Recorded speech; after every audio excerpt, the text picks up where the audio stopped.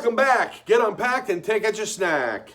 And welcome to the Fridays edition of Mr. Erlinger's Home Classroom. Today we are going to do a review, and we're going to listen to the story called Baby Bears. This is a story that we're really focusing on the main topic, which is baby bears and growing, and key details of the story. What happens as they're growing? How do they learn? Who teaches them? What do they do when they're 2 or 3? And then what happens when they're 4 and 5? Do they do the same things, or do they do it a little differently? Well, we're going to talk all about that. Well, happy Friday, everybody. Let's get started with our story called Baby Bears. And these bears, one of the essential questions that we really focus on is, how are these baby bears like their parents? Do they have the same body covering? Fur? Yes, they do. Do they move the same way? They run, they walk, they climb, they jump. Yeah, they do. They don't, the baby doesn't fly and the mother swims. They do the same types of things, and they are the same types of mammal. What's a mammal? Mammals have hair or fur. They get milk from their mothers. Mammals are born. And let's get started with some other parts of the story, okay? Baby bears. What is a bear? Bears are animals called mammals. Mammals have hair or fur on their bodies. Bears are covered with fur. Mammals are born. You were born too. You and I are mammals. Mammal mothers make milk inside of their bodies. Mammal babies nurse from their mothers. To nurse means to drink milk. Kinds of bears. There are 8 kinds of bears. But 3 bears that we're really going to focus on in this story is the American black bear, the brown grizzly bear, and the polar bear that has white fur. So it's important that we remember the colors. The color of the polar bear is white, and that definitely helps that bear survive because he blends in with the background. Yeah, I'm kind of talking about the winter hair too. Do you see how he's the same color as the background? Well, there's a word for that. It's called camouflage. Yes, that's what it is.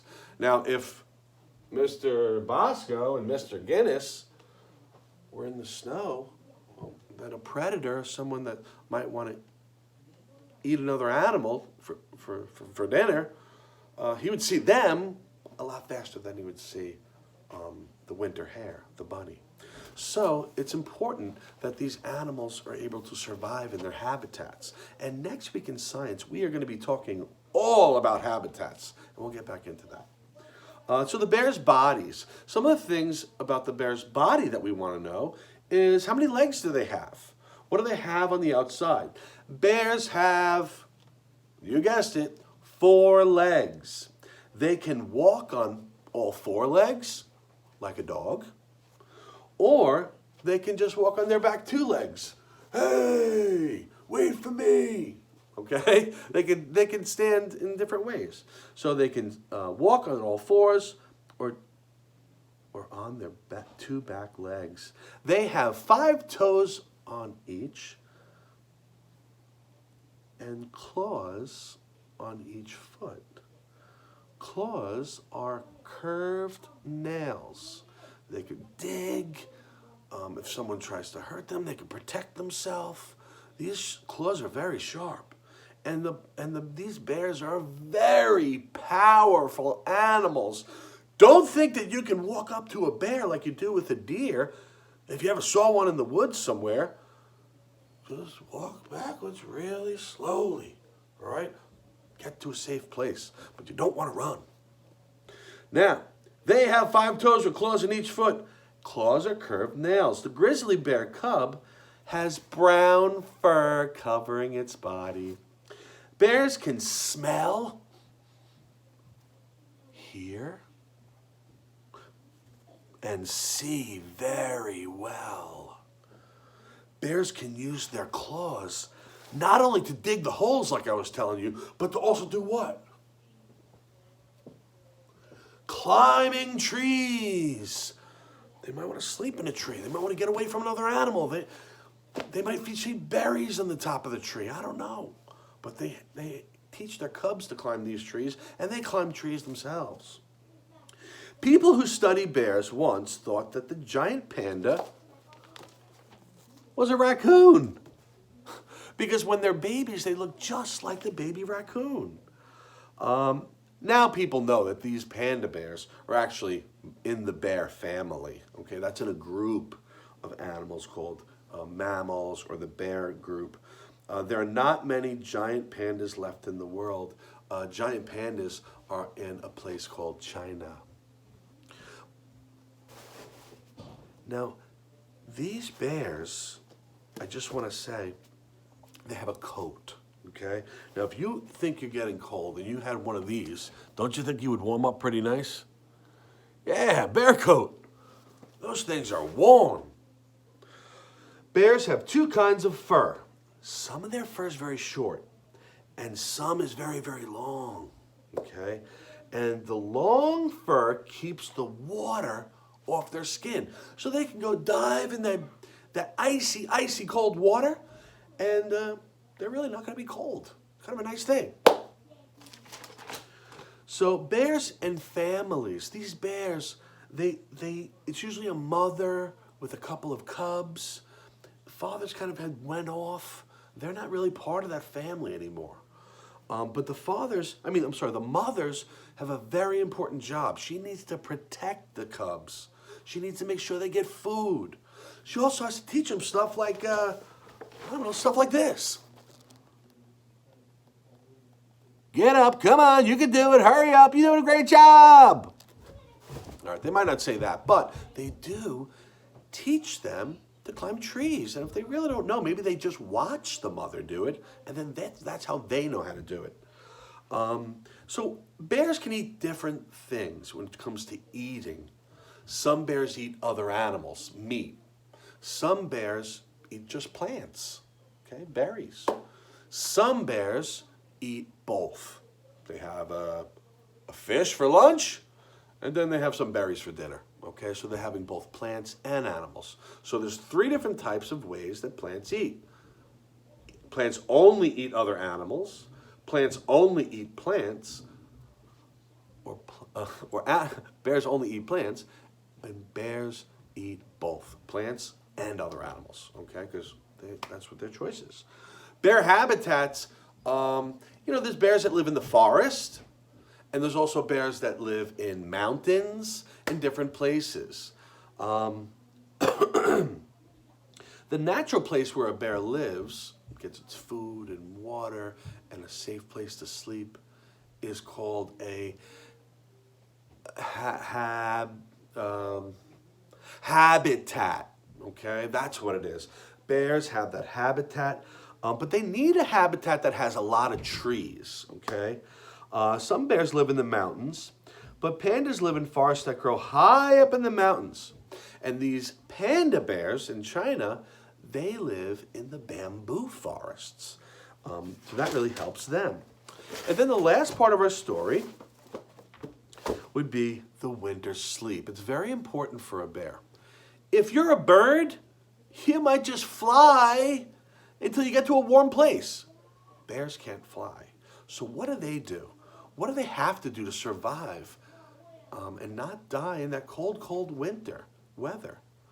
Well, what they need to do is hibernate. Hibernate means that they eat lots and lots of food, and then they go to sleep, and they store fat in their bodies, so that fat can be used to give to the body all winter long, and the bear will have that to live, because you need food to live. So bears do that. And before they go to sleep, the mothers, they dig a nice big hole. They call that a den, okay? And they sleep in there, and they have a safe place for them. I'm going to show you 2 quick dens. Oh, I have to show you this. There's a baby bear. And then look at these guys in that cool little den. It's kind of like the snow fort you build with maybe your brothers or sisters or your friends, and you go make a tunnel. Well, that's what they're doing. And when you're in that tunnel with your friends, you can't feel the wind. That's what they're doing. They don't get cold because the wind makes things much colder, and snow can make things colder if you're getting hit in the face with it. So it's a good thing to have a place under the ground that you can build like that for bears. And then the mother bear nurses or gives milk to the cubs while they're in that cold, cold place. And then the cubs grow up. Now, a cub will probably hang out by the mother when it's 3. He'll walk away, find a new bush of berries and be like, hey, I did it by myself. That's great. But the mother's always checking up on him. But once the cub turns 5, imagine leaving your home at 5 years old. What's going on here? Bears are allowed to leave at 5 and just do their own thing, make their own den, okay? And it's kind of interesting that they're off into their own new world their whole life when they become 5.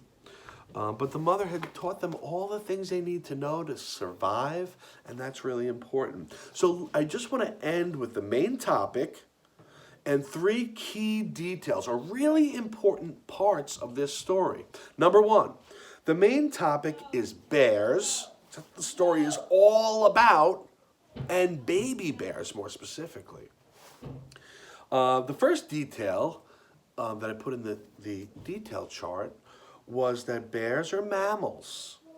Baby bears are called cubs, okay? Second detail, cubs stay with their mother until they're about 2 or 3, and then they do it all by themselves at 5.